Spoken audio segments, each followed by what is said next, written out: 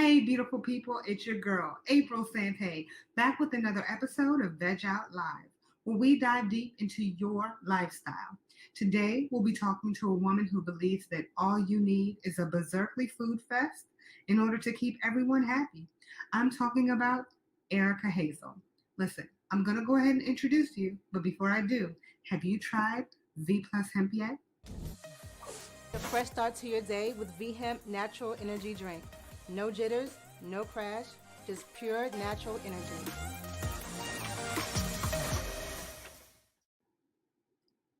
Five fruits, five vegetables, five vitamins, and 20 milligrams of that good CBD oil.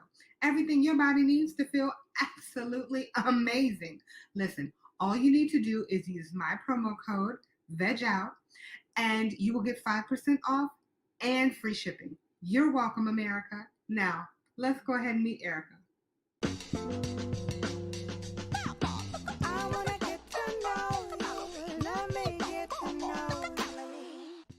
So, I am here with my girl, Erika Hazel, honey, the berserkly vegan. Let me tell you something. This woman right here is the foodie of all foodies. So, how have you been, sweetie? Oh my goodness. I have just been beautifully overwhelmed. I welcomed a new puppy into my life and she is over here keeping herself preoccupied. The school year is back in swing. I'm a full-time school counselor, so welcoming back 600 kids has been very interesting these past 2 weeks, and there's just so much going on. It's almost hard to encapsulate it all, but I'm definitely feeling like overwhelmed, definitely feeling like, oh my gosh, am I gonna get it all done? Like consciously worried. That's just a little tidbit. You know, I think that everybody is going through that right now, but just seeing all of the things that you're doing online, seeing all of the programs that you're putting together, not just for the students, obviously, but for freaking California. I have to say, you're doing a wonderful job. And you just said that you're a new fur mommy, so you're a fur mommy to Miss Nova, right? Miss Nola Love, yeah, she's 2 months old and she's sweet and she's crazy. And we've just been going through it. Like when I got her, she had fleas, she has a UTI. Like poor baby's just been going through it, but luckily she's a trooper and it's the cutest thing. She just learned how to go up and down stairs. It's so cute. She's so little, so it's adorable. She's making quarantine that much like blissful. I can see that. Good morning from Nova and I. It's Erika, the berserkly vegan. Nova, say hi. She's busy looking for treats. Now, one thing that I learned about you is that you do Muay Thai kickboxing. Oh, hey girl, hey. Yeah, I do. It's been a minute. I haven't been punched in the face in like months. It's really depressing.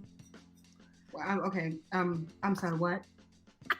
So I started Muay Thai. I actually started Muay Thai kickboxing 2 months after my childhood dog died. I was like gaining weight. I was just depressed because I wasn't exercising anymore. I wasn't taking a 90-pound Rottweiler for a walk anymore. And so I joined the kickboxing. And so once you've been in it for about 6 months at least or so, you can start sparring. I tell you, we gotta get in the ring sometime. We gotta get in the ring together sometime. It's the best workout you'll ever have, I promise. And I'm okay with that as long as you don't punch me in the face. Yes, in the face! Off limits. Face off limits. Anywhere else, we can do it. I'm good. I don't know about the kicking piece. I'm only good with my hands, not necessarily my legs. Full blocks.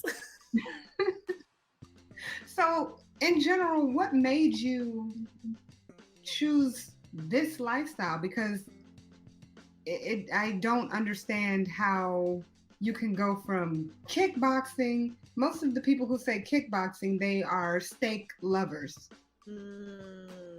So how did you go from kickboxing to veganism? I think growing up, I've always been an athlete, basketball. Fun fact, I used to play badminton, track, and marching band. Though that was me in high school. And so I went from being a high school athlete who ate Little Caesars, $5 pizzas, before the game, and now I'm a kale munching, kickbox kicking, you know, on the go foodie fur mom now. And so I think it's really interesting, like the misconceptions about like you need like meat protein to like be a really good athlete. For me, my pre-workout and my post-workout just involves me like staying hydrated, getting in my, you know, whether it's an apple. Don't tell the other vegans this, but I'm not a banana fan. I don't want anyone at my door with no pitchforks. Not a banana person. But yeah, like I think being a meat-free athlete has actually stepped up my game because it's really easy to keep excess weight off. It's really, you feel lighter, you're able to move better, and you don't get the itis. You don't get that itis the way, you know, you do after a big old steak and potatoes meal, you know? How did you choose veganism? What made you start this journey? Deep. So my junior year of college in Southern California, I was walking, it's called Ring Road. It's like the road that goes around the whole campus. And this woman passed me a pamphlet and said, "Do you want to help animals?" I was like, I love animals, of course. I was in the pre-veterinary society. I was vice president of the pre-veterinary society club on campus. And so I got this flyer. It was a PETA flyer. And I opened it up and it showed the factory farming and the cages. And I was like, oh my, am I contributing? I'm doing this with me. And so I went pescatarian. Not really, like I was never a huge fish seafood person, but it was like vegetarian with like shrimp Alfredo. That was like my form of pescatarianism. And like I talked to a customer one day when I was at work and they're like, yeah, it's so good, you feel lighter, your spirit's better, and da-da-da-da. So I did that, moved back home for the summer with my family. I affectionately describe my family as a pack of velociraptors. They are meat-loving metasaurs. And so when the pescatarianism went out the window, I graduated from college, looked into it some more, and I finally watched Vegucated on Netflix. It's a social experiment where they take, you know, about 4 or 5 people and like take them through veganism. And so that was it. As soon as I watched that documentary, I threw out the honey, I threw out everything that wasn't vegan, and my transition included being vegan at home and eating whatever outside until I gradually I figured out what to eat outside of the house, and it just stuck. And it stuck to the point where I was like working at my schools and buying the kids Costco pizzas, and I wasn't taking a slice. I was like, what? This is crazy. Like my willpower and my determination, like it went through the roof, because me and free food, best friends. So all the free food at the potlucks, the work potlucks and everything, all that stuff went out the window. But as I kept talking about veganism, everyone in my life started doing more vegan stuff. So I wasn't excluded anymore. Everyone just became really inclusive of my lifestyle. So it was amazing. Well, you know, it's funny that you say that everybody was inclusive of your lifestyle. The average vegan has dealt with people who would play jokes on them by, you know, maybe giving them real milk when they think they're drinking almond milk or something like that. So have you ever had an experience where someone tried to sabotage your vegan lifestyle? Sabotage. Well, the guy who I was dating at the time when I went vegan, right before I went vegan, he had a shirt that said PETA, people eating tasty animals. And he helped my dad out with a project or something, and like my dad was like, oh, ask him how I can thank him. I was like, oh, hey babe, how can my dad thank you? And he was like, get you to start eating meat again. And I was like, gosh darn it. So I've definitely faced relationship backlash. I've faced like accidental vegan slip-ups. Like my mom in the very beginning would make like rice for dinner and it would have butter in it. And my grandma made minestrone soup and there was a cheese rind at the bottom of the bowl and things like that. So I had slip-ups in the beginning and my stomach would know, because my stomach would be like, excuse me, miss, there's something non-vegan. And it would be crazy. So yeah, like definitely a lot of slip-ups in the beginning. And now I'm a professional label reader. I triple check. I'll ask, are the fries and the chicken fried in the same fryer at non-vegan places? I don't play about my cross-contamination now. It's hardcore now. Yeah. So what was the hardest thing about your transition? I mean, for me, I think it was being vegan on a budget in the beginning. I was a grad student who was babysitting and Ubering to make rent and things like that. So it was really hard to I wasn't able to flex at like the fancy restaurants or like, buy a bunch of vegan food and just sit there and just be balling outrageously. So I learned how to like bargain shop for veganism. And I think eating out was a struggle as well at non-vegan places with non-vegans. Cause like, I think dating non-vegans was really frustrating in the beginning because they would be like, oh, let's go here. And I'm like, do you know if they have vegan items? Oh, I don't care. And I was like, So I think, yeah, dating non-vegans was very frustrating in the beginning. And also, just the meal prep. Now I've gotten rid of the meal prep because I'm not a prepper. I don't have the patience for it, and neither does Nova. She doesn't want to sit there and like, why are you doing it in the kitchen? So I now am I'm a part of the Thistle family, and I get these amazing pre-ready made meals, whether it's salads in a jar, salads, really big salads in a container, or stir fry meals that I just throw in the pan with some oil and I'm done and I'm ready to go. Thistle has made my life so much easier. So I think like the work lunch meal prep and like dating non-vegans was the hardest part when I first went vegan. So what would you tell someone who's looking to potentially transition? How would you help them? That's an excellent question. So I've actually had a friend transition to veganism. My family they're not velociraptors anymore. They're, giant herbivores who dabble in meat. Yeah, my mom's gone super into it. So she's a flexitarian now. So she has, it's meatless Mondays, tofu Tuesdays. She has like a day of the week, and she is now famous for her recipes. So I definitely think that getting your staples down will make veganism so much easier. So my mom does a great Indian curry, an amazing chili. She does polenta, which is like cornmeal, a polenta with mushroom gravy. Like, she just makes so many bomb things that are just super simple that don't overcomplicate veganism. And me, I'm a fan of beans and rice with a tortilla and some guacamole. That is my jam. Like, I could eat guacamole with a spoon all day long. Find your sweet spot, figure out what you like that's already vegan and run with that, and just tweak things that aren't vegan so that you can have the best of both worlds. You are a blogger. Yeah. So for doing your food blogging and traveling as much as you do, I know that it's very easy to get food in California, going out to different vegan restaurants and just really having the vegan experience. But what is it like when you go outside of Cali? It depends on where you go. So for me, last year, where did I go last year? I went to the East Coast twice last year. So I make my way from NYC to DC. So that's like a pilgrimage that I do at least once a year. And I did it twice last year. I go to Portland, Oregon, which is like the vegan capital of the Pacific Northwest and probably the West Coast. Made my way down to LA and Santa Barbara last year. And that's in California. So for me, and in Nevada.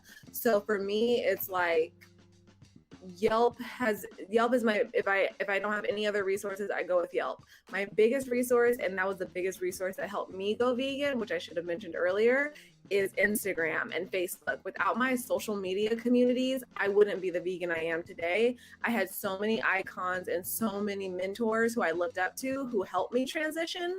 And it wasn't even directly like, oh, Erika, eat this. It was just like me following their pages and them talking about what they were doing. And so I just kind of wanted to emulate that.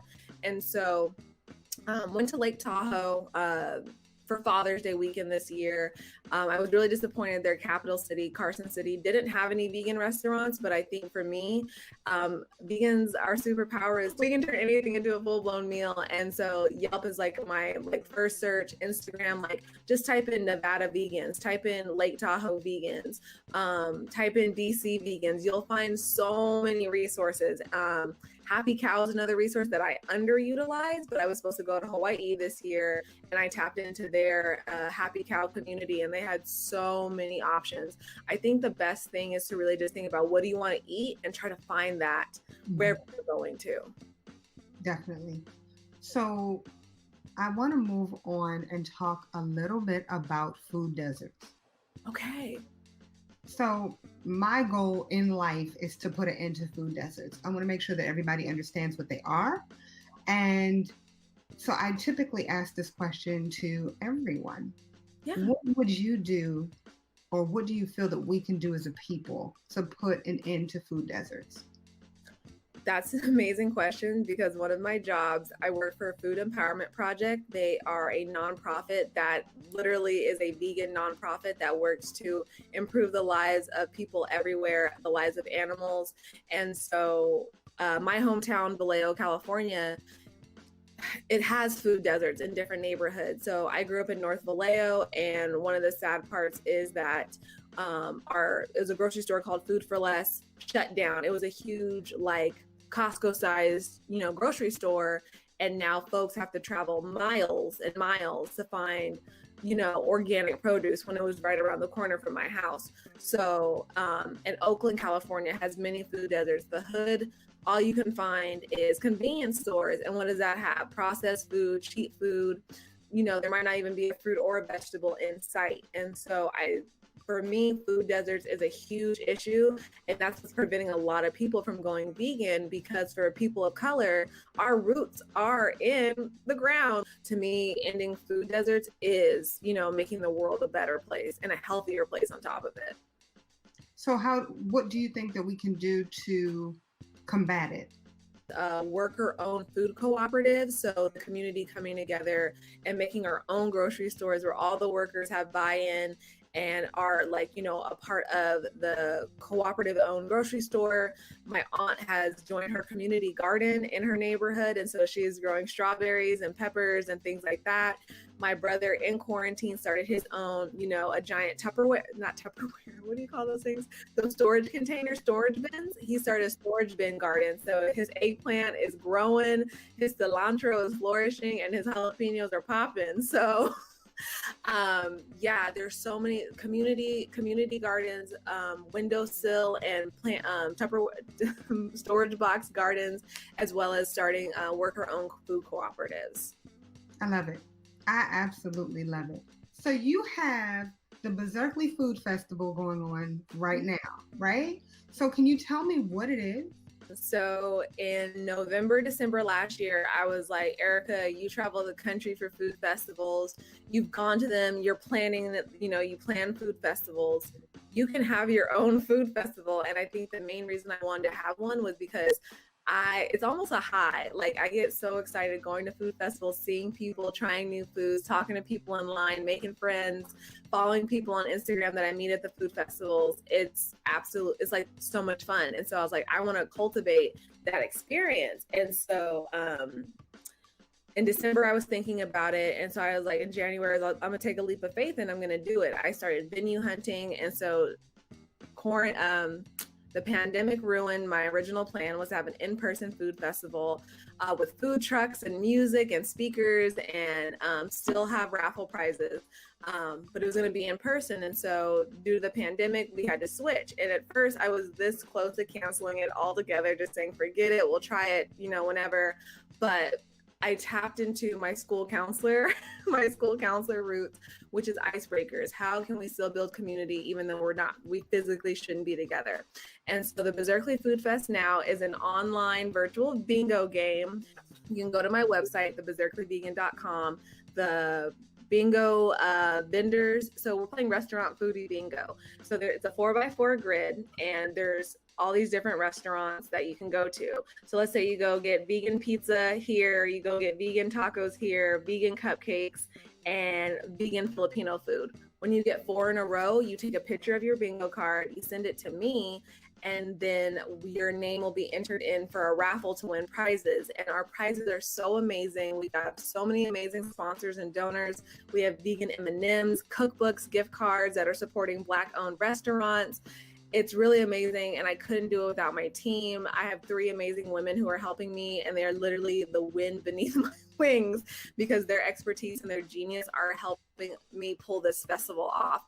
And I think it was really important that while we're all starving for human connection during this pandemic, that it was so important that we cannot let our vegan vendors and restaurants fall by the wayside, go out of business, close permanently, because a lot of these vendors are some of my dear vegan friends, and I can't live without their food. I'm gonna be honest. Maybe I'm doing this for selfish reasons, but I cannot live without their food.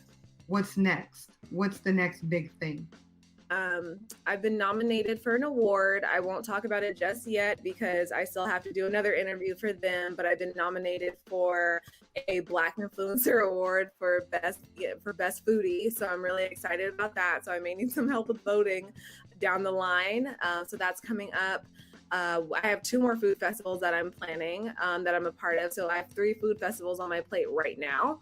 And I mean, grand scheme of things, I would love a vegan TV show on Netflix. That would be amazing. Or whoever wants to pick me up, I would love to do a vegan TV show or something like that. I really do want to do a huge in-person festival because I think the need for it in the Bay Area specifically, like we have an Oakland festival, we have a San Francisco festival, but Berkeley is like one of the vegan, food destinations here in the Bay Area, and we don't have our own food festival. And so me being born in Berkeley, me living here for half a decade, like this is my other turf. So I really want to represent my town and really have a big food festival where everyone is flocking from 100 miles away to come to this festival. So I'm really excited that we planted this seed with the Berkeley Bingo, and we're going to take it to the next level once we're able to.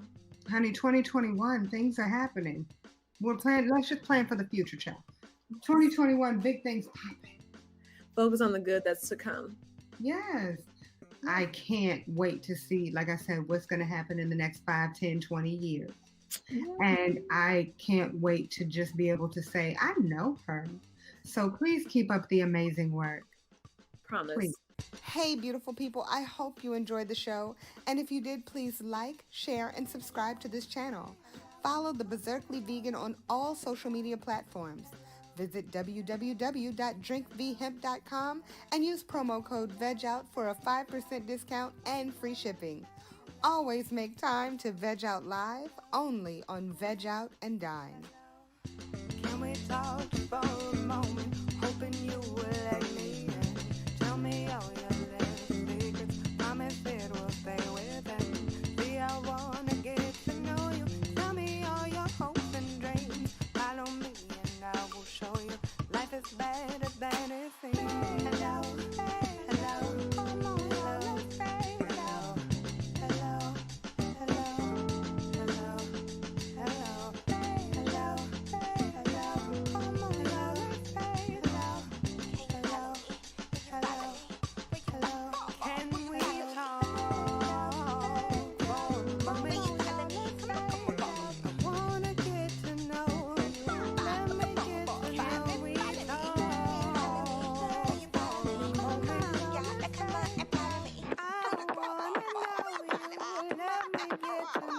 Mm.